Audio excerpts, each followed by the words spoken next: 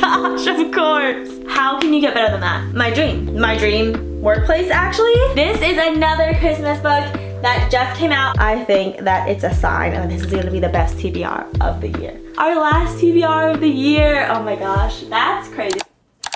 Hello everyone and welcome back to my channel. My name is Sarah. Welcome to our last TBR of the year. Our last time using the advent calendar that we have been using the whole year this year. I have really loved this method of picking my TBR this year.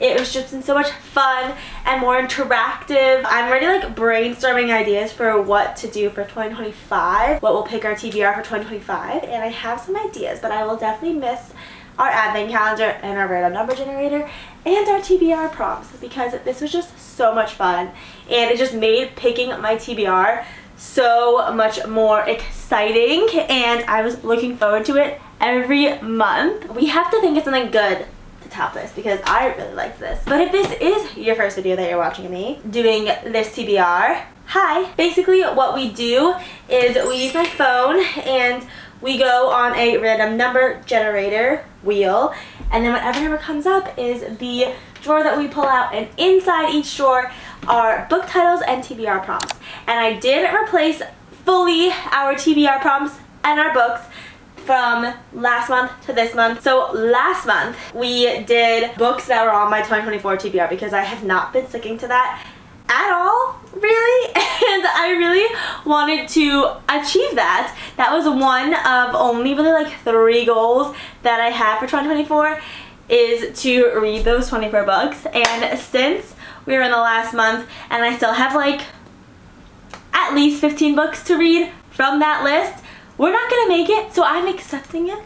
But one of the other goals that I set reading wise was to finish all of my series or at least cut them down. So right now I'm in the middle of at least 10 series, I think. I'll put the exact number right here, but I'm in the middle of a lot of series and my goal was to finish those series by the end of the year. It didn't happen. It's not gonna happen. Listen, I'm not delusional.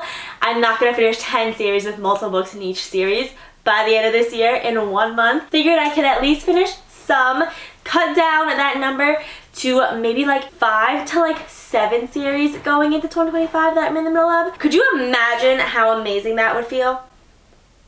To have your series cut down so much. I have a page on my Notion with all of my series, and to have that list like shrink, that would be amazing. Since I've all but given up on my 24 books to read 2024 TBR, I promise to be better with it in 2025. I have replaced all the book titles with the next book in the series that I'm in the middle of so that we can hopefully achieve that second goal, or at least get a lot of series read for that second goal that we set in the beginning of this year. The rest of the drawers are filled with TBR prompts, fully Christmas themed. Because of course, it is Christmas season, it is holiday season.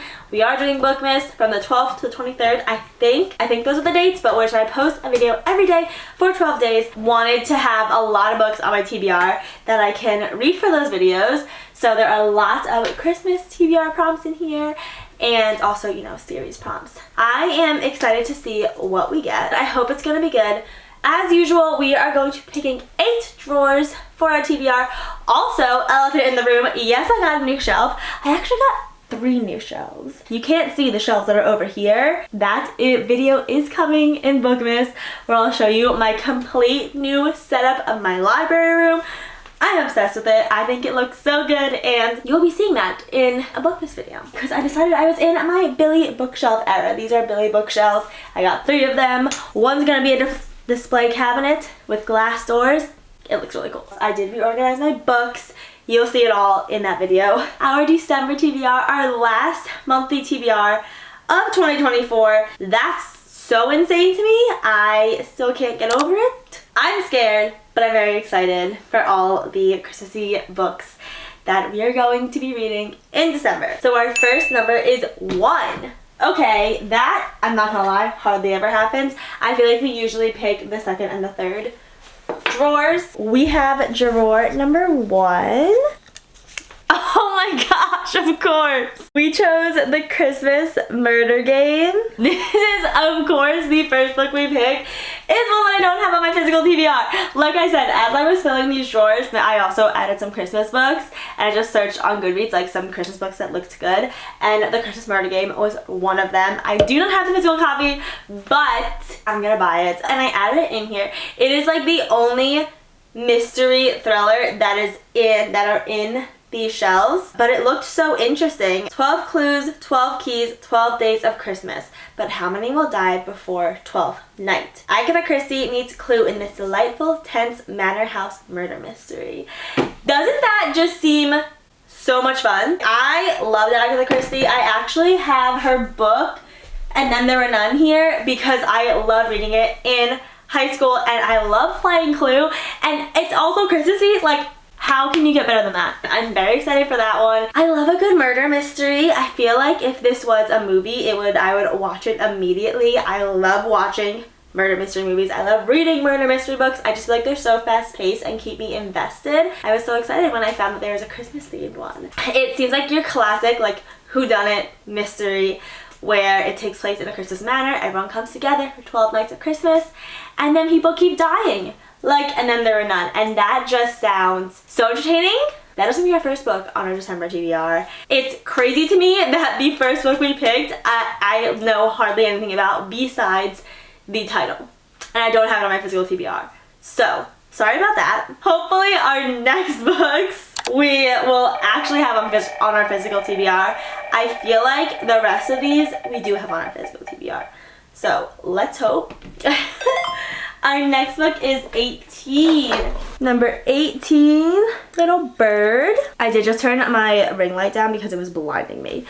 A TBR prompt. We have a book set in winter. I love getting TBR prompts because then it opens up my whole bookshelf. You know what's staring me straight in the face? And I know you guys are gonna say, listen, wasn't this on in your November TBR? Yes. I did not get to it, but I really, really want to read it. And I actually picked it up last month in November because it was on my November TBR. And then I started reading it, and it takes place during Christmas time. So I was like, wait, maybe I should save this for December. That is The Cinnamon Bun Bookstore by Lori Gilmore.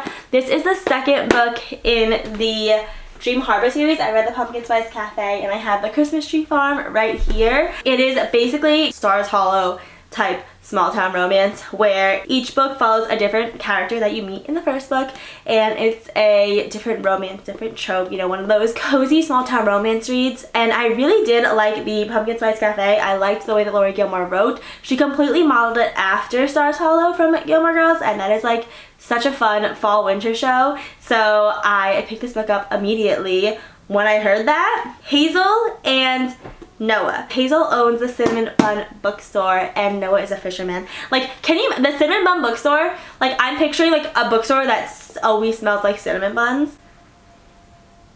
My dream workplace, actually. This is also a scavenger hunt. She has to follow clues. Like, there's a not murder mystery. There's a mystery in here. If you hear that, my little robot is circulating right now, so I'm sorry. There is a scavenger hunt and like clues they have to figure out together, and I feel like that is such a fun premise. And like I said, it does take place in the Christmas time, so that's super exciting too. I just think it's gonna be such a cozy read. Hopefully I can read the Cinnamon Bun Bookstore and then also the Christmas Tree Farm this month so that I can get through the whole Dream Harbor series that's out right now, which I think is only 3 books, but there's one more book in the series, I'm pretty sure. 12. Here's number 12. Ah! Hopeless, the tiniest little sheet of paper. Yay, this is so exciting because this is a book that will help us finish all of our series. This is the Hopeless that I am talking about by Elsie Silver. It is the last book in her Chestnut Springs series. Over the past year, I have been making my way through her Chestnut Springs series, and they are like summertime books, I feel like. This is literally the last book in the series. It's about Bo and Bailey, I think? Yeah, Bo and Bailey. Bo is one of the Eaton brothers who the Chestnut Springs series circulates around. Bailey is, I think, a bartender that we met in the very first or second book, and it's also an age gap. He's 35, she's 22, so it's a 13-year age gap. Sometimes, like, I don't usually like age gaps, but Elsie Silver does them so tastefully. I love a good tasteful age gap, and Elsie Silver knows how to write them. The Chestnut Spring series, Elsie Silver's books, are so quick and easy to get through. They're on Kindle Unlimited, which I always read faster on my Kindle, so I switch between the physical book and the Kindle book, and they're just always such good, feel-good, wholesome, small-town romances with definitely some spice. It makes me want to get all my friends to live in a farm together and live out my life that way. In every single book there is a winter scene. I might be completely making it up, but I'm pretty sure, at least in Reckless and Powerless, I'm pretty sure there was a winter scene, even though it is a majority summer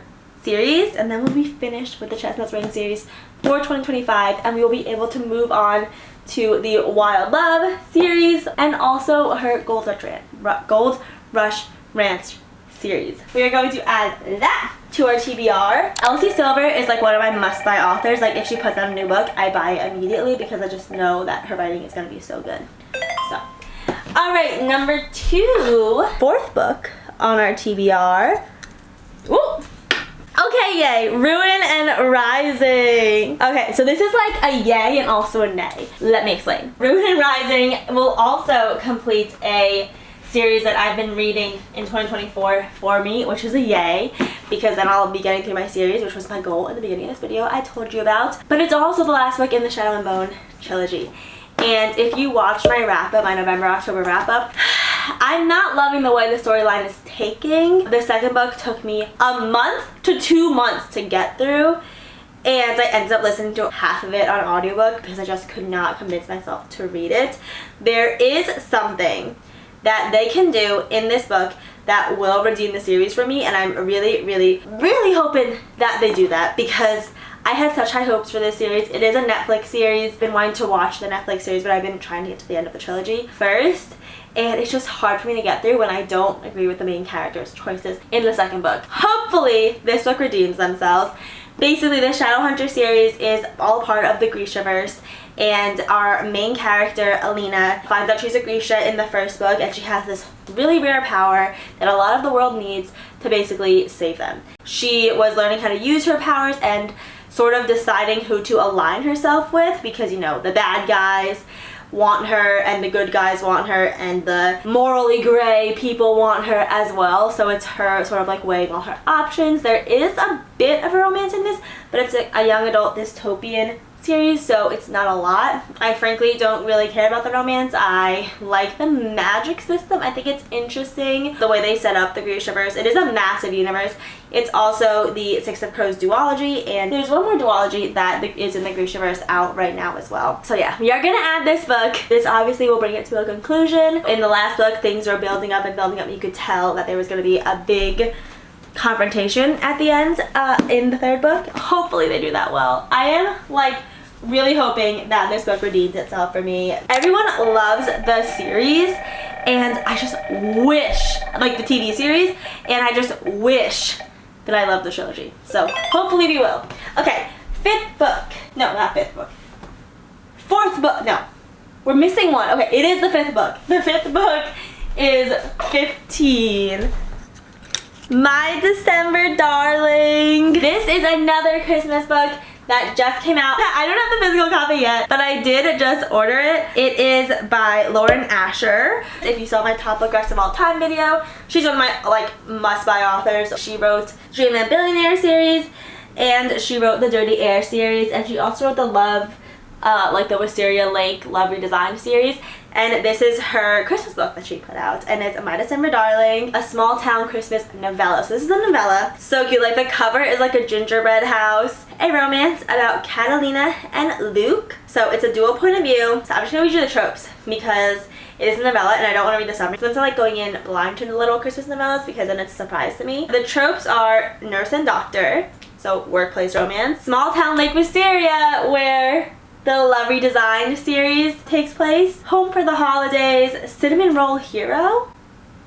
which I think means like he's sweet on the inside. I think that's what that means. Best man and maid of honor. We just read a book, One Star Romance. That's that. And ex's best friend. That is a lot of tropes to put into a little Christmas novella. So hopefully she does it justice. I have faith in her. We'll have to get that. And that is definitely getting read because it's a Christmas novella, so we have to read it in December. The next one is 14. We're sticking in this middle row. It's kind of crazy. Oh no, my camera's about to run out of memory space, so let's hope we can get to the end of this. 14. The Gilded Cage. Amazing. Another series that we're trying to get through. It is the second book in the Prison Healer trilogy.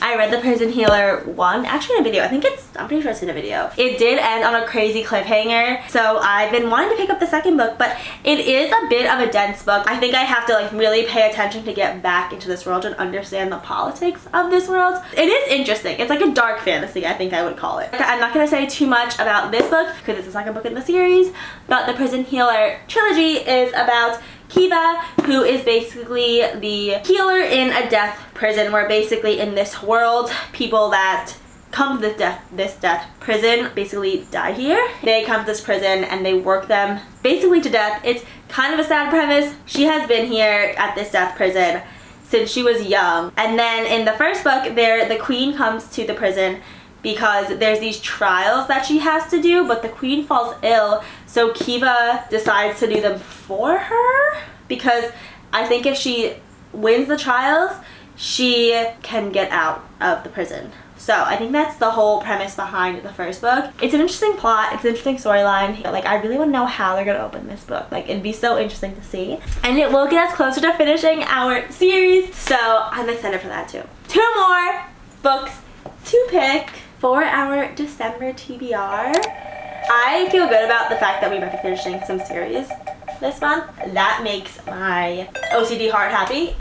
Okay, 21. Here is drawer 21. Love Light Farms. Okay, yay. This is another Christmas book, which is perfect, and I just got the physical copy of it.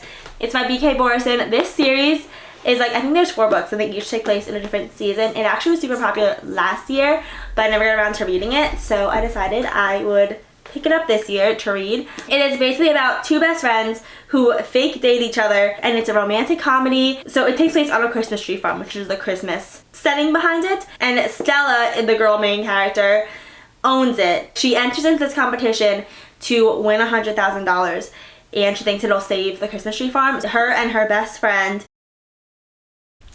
Okay, I'm so sorry everyone, my memory card got full. We were talking about Love Light Farms. So she enters this competition for $100,000 to save her farm, and to make it seem more romantic, she says that she owns it with her boyfriend. I think she does win, and then they get a bunch of publicity for the farm, but in her application, she said that she owns it with her boyfriend, and she actually doesn't have a boyfriend. So that's where our male main character comes in. Luca is basically like, please, you have to help me. I have to make this look like we own this farm together and we're in love. That's the best friend fake dating trope. I haven't read a best friend fake dating trope, I think, in like a while. This is shaping up to be a very holiday themed TBR, which is my goal. So I'm happy that it actually worked. Last book, number 24. Wow, we got number 1 and number 24. I think that it's a sign, and this is going to be the best TBR of the year. This is another book title. It says The Most Wonderful Crime of the Year. Another physical book that I don't have. It's this new Christmas book that has been circulating recently. It's by Allie Carter, who I don't think I've ever read a book by her, but I have heard her name as like an author that a lot of people like. The Bridge is Shut, The Phones Are Down, and the most famous mystery writer in the world just disappeared out of a locked room 3 days before Christmas. Knives Out gets a rom-com twist with a rivals to lovers Christmas mystery romance. That's so fun. Also, the cover is so cute. It's like old like pop art style, and it looks so much fun. Another mystery. Like, I am in the mood for mysteries. It's been a while since I read a mystery thriller, so I'm very excited that we have a couple mystery thrillers on our TBR this year, and they're all Christmas themed, which is amazing. I don't want to read any more of the summary because I feel like that summed it up pretty well, and I don't want to spoil anything for myself. Like, Christmas themed mysteries should be a genre in and of itself. That, like, I love that idea. All right, that concludes our December TBR, our last TBR of the year. Oh my gosh, that's crazy. That will never cease to amaze me how crazy that is. That we are in the last month of 2024. Until we reach 2025, then I'll be saying the same thing next year. We actually have only 5 physical books, but that is My December Darling, The Most Wonderful Crime of the Year, and The Christmas Murder Game, which are 2 mystery thrillers and a novella. So that's fun. And the books that we do have physically that we chose is Love Light Farms, The Gilded Cage, Ruin and Rising, Hopeless, and The Cinnamon Bun Bookstore. Definitely excited to read all these books. I am getting a very big Christmassy vibe already from these books, so that is super exciting. There will definitely be videos throughout December and of course during Bookmas with these books, especially the Christmassy ones. That is it from me today. Thank you so much for watching our last TBR with our advent calendar. Oh, that's kind of sad. Well, maybe we'll do more in 2025. Maybe I'll think of like a new way to pick my TBR every month in 2025, I think, and maybe the advent calendar will make another appearance because it's just so much fun. I guess the next time I see you will be Bookmas. Well, we'll be seeing each other every day for 12 days. I'll see you then. Thank you so much for watching, and I'll see you next time. Bye!